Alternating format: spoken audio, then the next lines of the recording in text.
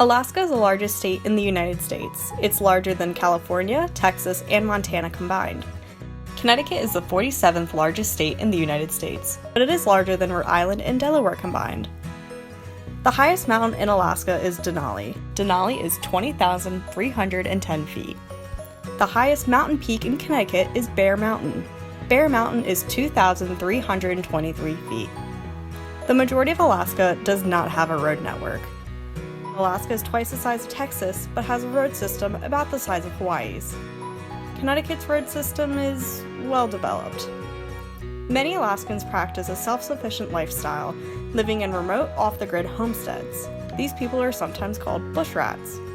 There are no bush rats in Connecticut. 2 worlds, 1 girl. Can a bush rat from the wilds of Alaska survive a year in the Connecticut suburbs? Rigel Harman is about to find out, with the help of a crow named Blueberry. 365 Days to Alaska is available from fine booksellers everywhere and your local library. Find out more at www.cathycarwrites.com.